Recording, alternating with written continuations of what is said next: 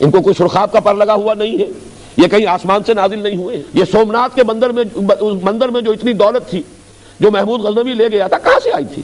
وہ ان کی طرف آ رہا ہے، ان پر ایمان لا رہا ہے، تو انہیں شدید خطرے کا احساس ہوا۔ حضور کو تو چھوڑ دیا لوگوں نے، پھر حضرت ابوبکر کو اتنا مارا ہے کہ یہ سمجھ کر چھوڑا ہے کہ یہ ہلاک ہو چکے ہیں۔ اب آئیے تیسری چیز، اب آپ نے تربیت دی۔ تربیت جو ہوتی ہے اس کو نوٹ کر لیجئے۔ ہمارے ہاں بدقسمتی سے جب خلافت راشدہ کا نظام ختم ہو گیا اور ہمارے ہاں مذہب اور سیاست جو ہے علیحدہ ہو گئے، حکومت اب بادشاہوں کی ہے، بنو امیہ کے ہوں، بنو عباس کے ہوں، کوئی اور ہو، اور جو روحانی ہے رہنمائی وہ صوفیاء کر رہے ہیں، علمی رہنمائی علماء کر رہے ہیں، یہ تقسیم ہو گیا۔ جبکہ خلافت راشدہ کے دوران حضور صلی اللہ علیہ وسلم کی موجودگی میں تو کوئی اور سوال ہے ہی نہیں، آپ ہی سپہ سالار بھی ہیں، آپ ہی قاضی القضات بھی ہیں، آپ ہی داعی بھی ہیں، آپ ہی مبلغ بھی ہیں، آپ ہی سب سے بڑے معلم بھی ہیں، تو یہ ساری حیثیتیں ایک فرد میں جمع تھی۔ لیکن خلافت راشدہ تک بھی یہ ساری حیثیتیں جمع تھیں۔ حضرت ابو بکر ہیں، وہی امام ہیں، وہی خطیب ہیں مسجد نبوی کے اندر، وہی سب سے بڑے صوفی بھی ہیں، روحانیت کے اندر بھی وہی رہنمائی کریں گے، اور پھر یہ کہ سیاست جو ہے حکومت ہے اس کا بھی اختیار ان کے پاس ہے۔ لیکن بعد میں جب تقسیمیں ہو گئی تو پھر جو ہمارا خانقاہی نظام وجود میں آیا ہے اس نے تربیت اور تزکیے کے لیے کچھ اور نئے طریقے ایجاد کیے۔ یہ مراقبے ہو رہے ہیں، یہ ذکر کی نئی شکلیں ہیں جو ایجاد ہوئی ہیں۔ یہ کیوں کی گئی؟ اس لیے کہ در حقیقت دین اور دنیا کی جو دوئی قائم ہو گئی اس کی وجہ سے وہ جو نظام تربیت تھا محمد رسول اللہ صلی اللہ علیہ وسلم کا وہ ختم ہو گیا۔ وہ نظام تربیت کیا تھا؟ حضور نے تربیت کیسے دی؟ سب سے پہلی بات جو کسی انقلابی تربیت میں ضروری ہے وہ یہ ہے کہ جو بنیادی نظریہ ہے وہ پختہ سے پختہ ہوتا چلا جائے، اس میں کہیں ضعف نہیں آنا چاہیے، اس لیے کہ ظاہر بات ہے وہی شخص قربانی دے گا کہ جس کے ذہن کے اندر وہ اپنا عقیدہ پختہ ہے، ایمان راسخ ہے، جاگزی ہے۔ اس اعتبار سے قرآن کا پڑھنا پڑھانا، آپ اندازہ کیجئے خود حضور سے خطاب کر کے فرمایا گیا شروع میں، یا ایھا المزمل قم اللیل الا قلیلا نصفہ او انقص منہ قلیلا او زد علیہ ورتل القرآن ترتیلا۔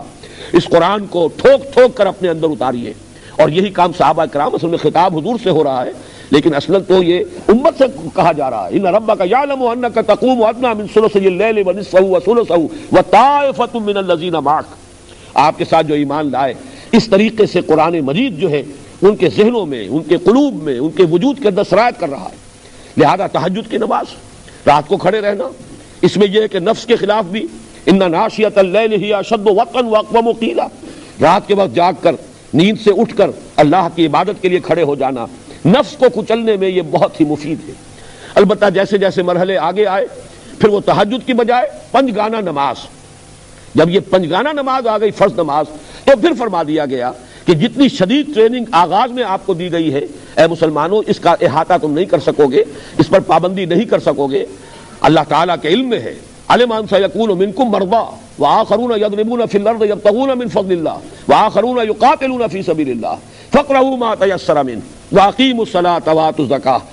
جب یہ کیفیت ہو گئی تو اب رات کی اتنی مشقت نہیں جھیل سکو گے، آخر کبھی بیماری بھی آئے گی، کبھی سفروں پر بھی ہوگے، کبھی اللہ کی راہ میں جنگوں کے لیے نکلو گے، تو یہ مشقت جھیلنی جو ہے آسان نہیں ہوگی۔ لہذا جتنا بھی ممکن ہے قرآن کو پڑھو، قراءت قرآن لازم ہے، اس لیے کہ اسی سے تمہارا نظریہ تازہ ہوتا رہے گا، اسی سے وہ فکر جو ہے ایمان اس کے اندر گہرائی اور گہرائی جو ہے بڑھتی چلی جائے گی۔ باقی نماز قائم کرو، زکوٰۃ ادا کرو، یہ ہے در حقیقت جو بدل ہو گیا اس رات کی شدید ریاضت کا۔ لیکن جان لیجئے اسلام کی تربیت، انقلابی تربیت میں سب سے پہلا جو ہے سب سے مؤثر عمل وہ قرآن مجید کو زیادہ سے زیادہ اپنے باطن میں اتارتے رہنا اور تازہ رکھنا، استحضار رکھنا، کہیں ذہول نہ ہو جائے، کہیں کسی درجے میں بھی انسان جو ہے اس کا فکر دھندلا نہ جائے۔ نمبر دو چیز اب نوٹ کیجئے کہ اس اسلامی تربیت کا دوسرا اہم ترین حصہ جو ہے ایمان میں سے ایمان بالآخرہ، یہ یقین جتنا مستحضر ہو جائے کہ یہ زندگی عارضی زندگی ہے، اصل زندگی موت کے بعد کی زندگی، ان دار الآخرۃ لہی الحیوان لو کانوا یعلمون، اصل میں تو آخرت کا گھر ہی زندگی ہے، کاش کہ انہیں معلوم ہوتا، میں کل وضاحت سے بیان کر چکا ہوں۔ جس شخص کا یقین اس بات پر ہو جائے گا وہ تن من دھن لگا دینے میں اسے کوئی باک نہیں۔ یہ تن من دھن کو سنبھال کر تو وہ رکھے گا جو یہ سمجھتا ہو کہ کوئی اور زندگی نہیں ہے، یہ اگر خرچ کر دیا میں نے تو گویا کہ خرچ ہو گیا، ضائع ہو گیا، لیکن اگر تصور یہ ہے کہ نہیں یہ تو جمع ہو گیا اللہ کے بینک میں، وہ بینک جس کے لیے کوئی اندیشہ نہیں ہے، وہاں پر کوئی ہمیں خطرہ نہیں ہے. آپ کو تو یہاں خوب اندازہ ہے نا کہ ایک بینک نے جو کچھ کیا ہے یا جو کچھ اس کے ساتھ ہو گیا ہے اس سے اب شاید لوگوں کو بینکوں پر بھی وہ اعتماد نہیں رہے گا اور سوچیں گے. لیکن یہ کہ ایک بینک ایسا ہے جس میں کوئی اندیشہ نہیں، وہ اللہ کا بینک ہے. یہ عقیدہ آخرت ہے در حقیقت کے جو وہ سرفروشی اور جاں فشانی اور اپنا سب کچھ اللہ کی راہ میں لگانے کے لیے انسان کو آمادہ کرتا ہے کہ اسے معلوم ہے کہ اصل زندگی تو وہ ہے، اور جو کچھ میں یہاں خرچ کر رہا ہوں اللہ کے لیے، جو کچھ میں محنت کر رہا ہوں اللہ کے دین کے لیے، اس کا مجھے بہت بڑا اجر و ثواب اللہ کے ہاں ملے گا. پھر یہ کہ باہمی اخوت، آپس کا بھائی چارہ، جیسے کہ میں نے بھی وہ آیت ابھی پڑھی کہ یہ محمد الرسول اللہ والذین معہ اشداء علی الکفار رحماء بینہم، آپس میں انتہائی شفیق اور مہربان. یہ اخوت جو ہے، جس کی ایک مثال جو ہے غزوہ احد میں سامنے آئی، وہ واقعہ آپ نے سنا بھی ہوگا کہ آپ کو معلوم ہے کہ بہت سے مسلمان شہید ہوئے، 70 شہید ہوئے. ان میں جب جنگ کے بعد کیفیت ہوئی کہ 3 زخمی تھے، جن میں سے اس وقت جبکہ خون بہت نکل جاتا ہے، جس میں سے پیاس کا شدت سے احساس ہوتا ہے، تو ایک زخمی کہہ رہے ہیں الاطش الاطش. پانی کا پیالہ قریب لایا جاتا ہے کہ برابر سے کسی اور کی آواز آ جاتی ہے الاطش. اب وہ کہتا ہے پہلے میرے بھائی کو پلاؤ. وہاں گئے تو ان کو ابھی صرف منہ کو لگایا تھا پیالہ کے، اور قریب سے آ گئی کسی اور کی پکار الاطش، اور وہ کہا پہلے اس کو پلاؤ. جب وہاں پہنچے ہیں ان کا انتقال ہو گیا، واپس آئے دوسرے کا بھی انتقال ہو گیا، پھر واپس آئے پہلا بھی گیا. معلوم ہوا کہ سب کے سب اپنا حلق تر کیے بغیر پہنچ گئے، اس لیے کہ ایک دوسرے کے لیے ایثار. یہ ایثار ہے جو محمد الرسول اللہ صلی اللہ علیہ وسلم نے صحابہ کرام کے اندر پیدا کر دیا تھا، اخوت باہمی، اور اس درجے کی شدید اخوت. یہ ہے وہ انقلابی تربیت، اور سب سے بڑی تربیت ہوتی ہے، یہ نوٹ کر لیجئے، جو دوسرا مرحلہ میں نے بیان کیا، سمع و طاعت، حکم سننا اور ماننا. اس لیے کہ انسان کو سب سے زیادہ جو عزیز ہے وہ اپنی انا ہوتی ہے، میری رائے، میرا خیال، میں ان کی بات کیوں مانوں؟ ان کو کوئی سرخاب کا پر لگا ہوا نہیں ہے، یہ کہیں آسمان سے نازل نہیں ہوئے ہیں. لیکن جب ٹریننگ ہوتی ہے ماننا ہوگا، چاہے تمہاری طبیعت اس پر انشراح محسوس نہیں کر رہی ہے پھر بھی تمہیں ماننا ہوگا. جیسا کہ میں ابھی بعد میں عرض کروں گا، چوتھے مرحلے کے دوران پورے 12 برس حضور صلی اللہ علیہ وسلم کا حکم یہ تھا، جس کو آرڈر آف دی ڈے کہا جائے گا آرمی کی اصطلاح میں، کہ چاہے تمہارے پرچے اڑا دیے جائیں تم کوئی جوابی کارروائی نہیں کرو گے. اس حکم کی اطاعت جو ہے، اس پر کاربند رہنا، یہ اتنی بڑی تربیت تھی. انسان جو ہے اپنے ارادے پر، اپنے جذبات کے اوپر کنٹرول رکھے. کسی نے تھپڑ مارا ہے، جواب میں تھپڑ نہ مارے. کسی نے اگر کوئی اور تکلیف پہنچائی ہے تو چاہے قادر بھی ہو فوری طور پر بدلہ لینے پر، لیکن بدلہ نہ لے، اس لیے کہ محمد الرسول اللہ نے اجازت نہیں دی صلی اللہ علیہ وسلم. اس سے وہ تربیت ہوئی ہے صحابہ کرام کی کہ جس میں کہ نظم، سمع و طاعت، ڈسپلن، جو حکم دیا جائے مانو.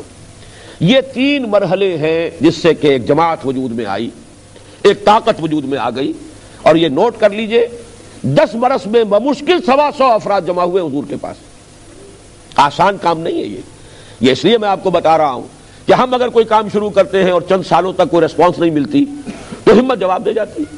یہ گویا کہ ہمارے لیے لینڈ مارک سے سیرت النبی میں 10 برس، اور حضور جیسا داعی، حضور جیسا مبلغ، حضور جیسا مربی، حضور جیسا مزکی، حضور جیسا معلم، کردار اتنا بلند کہ دشمن بھی کوئی انگلی اٹھا نہیں سکتا.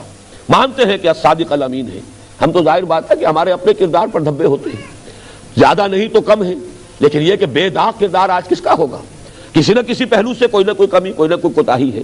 تو اس پہلو سے ہمیں سوچنا چاہیے کہ حضور جیسا داعی اور مبلغ، حضور جیسا مربی اور معلم، کردار کی اس بلندی پر فائز، لیکن مکے کے ایک چھوٹے سے شہر کے اندر 10 برس تک دعوت دی ہے، بمشکل 125 افراد آئے.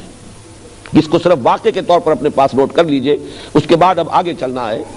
چوتھا مرحلہ، حقیقت میں یہ چوتھا مرحلہ گنتی میں چوتھا ہے. چلتے ہیں یہ ساتھ ساتھ. دعوت کا عمل بھی جاری رہے گا جس سے وہ براڈ بیس ہوگا. لوگ جو ہیں آ رہے ہیں، نئے نئے لوگ آ رہے ہیں، شامل ہو رہے ہیں، تعداد بڑھ رہی ہے. جو آئے ہیں ان کی تربیت بھی ہونی ہے، جو آئے ہیں انہیں نظم کا خوگر بھی بنانا ہے. تو یہ تینوں کام جو ہے ساتھ ساتھ چلتے رہے، اور ایک چوتھا کام بھی ساتھ چلا. وہ چوتھا کام ہے صبر، صبر محض. میں انگریزی کا لفظ استعمال کر رہا ہوں، پیسو ریزسٹنس. یعنی چاہے تمہارا استہزاء ہو، تمسخر ہو، مذاق اڑایا جائے، تمہیں ایذائیں پہنچائی جائیں، تمہیں تکلیفیں دی جائیں، تمہارے جسم و جان کو نقصانات پہنچائے جائیں، لیکن تم کوئی جوابی کارروائی نہ کرو. یہ جو اہم ترین حصہ ہے سیرت النبی کا، اکثر و بیشتر لوگوں کی توجہ اس پر نہیں گئی. حالانکہ واقعہ یہ ہے کہ کامیابی کا اصل راز اسی میں مضمر ہے. پورے 12 برس مکی دور کے اس میں جو پرسیکیوشن ہوئی ہے اس کو بھی میں درجے وار آپ کے سامنے رکھ دینا چاہتا ہوں۔ پہلی بات تو یہ سمجھیے کہ یہ تصادم شروع کس نے کیا؟ آپ یہ نہ سمجھیے کہ دشمنوں نے کیا، تصادم تو خود شروع کرتے ہیں انقلابی۔ ان کا تو ایک نظام تھا، چل رہا تھا، 360 بت رکھے ہوئے تھے، وہ اس کا طواف کر رہے تھے، پورے عرب کے جو خدا ہیں وہ ان کے ہاں گویا کہ یرغمالیوں کے طور پر موجود تھے۔ انہیں بڑے فائدہ تھا اس کا کہ اور کسی کا قافلہ بچ کر نکل نہیں سکتا تھا، اس کو لوٹ لیا جاتا تھا، لیکن یہ کہ قریش کے قافلے پر کوئی ہاتھ نہیں اٹھا سکتا تھا، اس لیے کہ ان کے پاس تو ہمارے خدا رکھے ہوئے، تمام قبیلوں کے خدا وہاں ہیں۔ یہی وجہ ہے کہ انہیں بڑے مراعات حاصل تھے، ان کو ساری جو پوزیشن حاصل ہو گئی تھی، ایسٹ ویسٹ ٹریڈ جو ہے وہ کہلاتی ہے اس دور کی، اس میں جو ہے کی پوائنٹ ان کے پاس تھا۔ سارا یہ مشرق کے علاقے سے سامان جو آتا تھا، ہندوستان، ہند چینی وغیرہ، انڈونیشیا، چین، وہ آ کر یمن کی بندرگاہوں پر اترتا تھا، اور ادھر سے یورپ کا جو سامان آتا تھا وہ سارا کا سارا فلسطین کی بندرگاہوں پر، شام کی بندرگاہوں پر اترتا تھا۔ آگے جو ہے کوئی بحری راستہ نہیں تھا، نہر سویس تو تھی نہیں، لہذا ان دونوں پوائنٹس کے درمیان سارا تجارتی رابطہ جو ہے وہ خشکی کے قافلوں کے ذریعے سے۔ یہ قافلے جو تھے قریش کے، یہ سردی کے موسم میں جاتے تھے جنوب کی طرف کیونکہ گرم علاقہ ہے، یمن کی طرف، اور گرمیوں کے موسم میں جاتے تھے شمال کی طرف، شام کی طرف، جس کو کہ قرآن مجید میں کہا گیا لِإِيلَافِ قُرَيْشٍ إِيلَافِهِمْ رِحْلَةَ الشِّتَاءِ وَالصَّيْفِ فَلْيَعْبُدُوا رَبَّ هَذَا الْبَيْتِ۔ لیکن چونکہ اس کعبے میں ان کے بت رکھے ہوئے تھے، کوئی قبیلہ ان کے قافلے پر حملہ نہیں کر سکتا تھا، لہذا انہیں مونوپولی حاصل ہو گئی۔ ساری جو ریاست جو تھی، جو ٹریڈ تھی ایسٹ ویسٹ، اس کا ادھر حقیقت کی لنک یہ بن گئے۔ اب انہیں پتا تھا کہ ہمیں یہ ساری مراعات جو حاصل ہے، پھر بہت بڑی آمدنی کا ذریعہ۔ تمام لوگ جب آتے تھے حج کرنے کے لیے اور اپنے بتوں کی زیارت کے لیے چڑھاوے چڑھاتے تھے، چڑھاوے کہاں جاتے تھے؟ یہ سومناتھ کے مندر میں جو اتنی دولت تھی جو محمود غزنوی لے گیا تھا، کہاں سے آئی تھی؟ اس لیے کہ وہ جتنے بھی وہاں پر پجاری آتے تھے، پوجنے کے لیے لوگ آتے تھے، وہ چڑھاوے چڑھاتے تھے، دولت کے انبار۔ اسی طریقے سے قریش کو دوہرے فائدے حاصل ہو رہے تھے۔ یہ جو نظام بت پرستی کا چل رہا تھا، یہ صرف ایک مذہبی عقیدے کی حیثیت سے نہیں بلکہ معاشی اور سیاسی دونوں اعتبارات سے پورے عرب میں سیادت ان کو حاصل ہو گئی۔ پورے عرب کے اندر تجارت کا انہی کے پاس ایکسکلوسیو مونوپولی آ گئی، اور پھر یہ ہے کہ ان کے لیے وہ جو آمدنی ہوتی تھی چڑھاووں کی، اس کی وجہ سے بہت بڑی ان کے لیے خوشحالی آ گئی۔ اب یہ ساری چیزیں ہیں، جب حضور نے کہا یہ غلط، ان بتوں میں کچھ نہیں ہے، لا الہ الا اللہ، تو گویا کہ اس پورے نظام کو چیلنج کیا آپ نے، اس پورے نظام کے لیے خطرات ہو گئے۔ ہماری یہ مراد کہاں جائیں گی؟ ہمیں جو حیثیت حاصل ہے، جو ہمیں خاص طور پر سیادت کا مقام حاصل ہے، ہمارے قافلوں کی جو حفاظت ہے وہ ختم ہو جائے گی۔ اس اعتبار سے در حقیقت یوں سمجھیے کہ پہلا پتھر کس نے پھینکا ہے؟ جس نے یہ کہا کہ یہ نظام غلط ہے۔ نظام جیسا بھی تھا چل رہا تھا، لیکن اب اس کے جواب میں جو رد عمل آیا ہے وہ کیا ہے؟ پہلے 4 برس تک یا 3 برس تک ایسے محسوس ہوتا ہے کہ ساری کوشش یہ ہوئی کہ حضور صلی اللہ علیہ وسلم ہی کو چٹکیوں میں اڑا دیا جائے، پھپتیاں چست کی جا رہی، استہزاء ہو رہا ہے، تمسخر اڑایا جا رہا ہے۔ معلوم ہوتا ہے کہ ان پر کسی آسیب کا سایہ ہو گیا، یا انہیں کوئی خلل دماغی کا عارضہ لاحق ہو گیا۔ بس یہ شاعر ہیں، شعر اچھا کہتے ہیں، اور کیا ہے اس کے سوا کچھ نہیں۔ یہ ساری پھپتیاں جو چست کی گئی، مجنون کہا گیا، شاعر کہا گیا، ساحر کہا گیا، یہ سب اس لیے تھا کہ حضور کی قوت ارادی کو کچل دیا جائے۔ ظاہر بات ہے کہ حضور اگر بددل ہو کر مایوس ہو کر بیٹھ جاتے ہیں تو باقی سب بھی بیٹھ جائیں گے، باقی تو جو بھی ان کے ساتھی ہیں وہ انہی کے سہارے پر کھڑے ہیں نا۔ لہذا ابتدا میں آپ دیکھیں گے کہ کسی پر ابھی ہاتھ نہیں اٹھائے گئے، ساری کی ساری جو پرسیکیوشن تھی وربل، زبانی، ساحر ہیں، شاعر ہیں، مجنون ہیں، جس پر کہ حضور صلی اللہ علیہ وسلم کو رنج بھی ہوتا تھا۔ یہ جو سورہ نون ہے، یہ سورہ قلم ہے، اس کے شروع میں جو فرمایا گیا نون والقلم وما یسطرون ما انت بنعمت ربک بمجنون وان لک لاجرا غیر ممنون وانک لعلی خلق عظیم فستبصر ویبصرون بایکم المفتون۔ کہ اے نبی آپ ملول نہ ہو، غمگین نہ ہو، ان کے مجنون کہنے سے کوئی معاذ اللہ آپ مجنون تو نہیں ہو جائیں گے۔ ہر شخص دیکھ رہا ہے، آپ تو اخلاق کی بڑی بلندی کے اوپر فائز ہیں۔ آج تک کسی نے مجنون اور پاگل دیکھا ہے جس کی زندگی میں اتنی طہارت ہو، جس کا اخلاق اتنا بلند اور پاکیزہ ہو؟ ان قریب وہ وقت آ جائے گا نبی، آپ بھی دیکھ لیں گے، یہ بھی دیکھ لیں گے کہ کس کا دماغ خراب ہوا تھا، محمد کا یا ابو جہل کا صلی اللہ علیہ وسلم۔ فستبصر ویبصرون بایکم المفتون۔ ابو لہب کا دماغ خراب ہو گیا تھا، ابو جہل کا دماغ خراب ہو گیا تھا، یا خدا نہ خواستہ نقل کفر نہ باشد، محمد کا دماغ خراب ہو گیا تھا معاذ اللہ۔ تو یہ سب سامنے آ جائے گا۔ تو پہلے 3 برس تو یہی کچھ ہوا ہے۔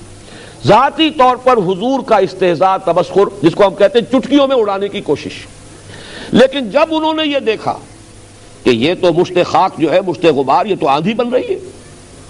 خاص طور پر جب محسوس کیا کہ ہمارا نوجوان طبقہ محمد صلی اللہ علیہ وسلم کے گرد جمع ہو رہا ہے، گویا کہ یہ آگ جو ہے یہ تو ہمارے بارود خانے تک پہنچ گئی، اور ہمارا غلاموں کا طبقہ جو ہے وہ ان کی طرف آ رہا ہے، ان پر ایمان لا رہا ہے، تو انہیں شدید خطرے کا احساس ہوا، جس کو کہ اقبال نے وہ ابلیس کی مجلس شورا میں کہلوایا ہے کہ نظام کہنا کے پاس بانو یہ معرض انقلاب میں ہے، ہوش میں آؤ، گرڈ اپ یور لائنز، اس لیے کہ یہ آندھی جو ہے تمہارے سارے مفادات کو ختم کر کے اور بہا کر لے جائے گی۔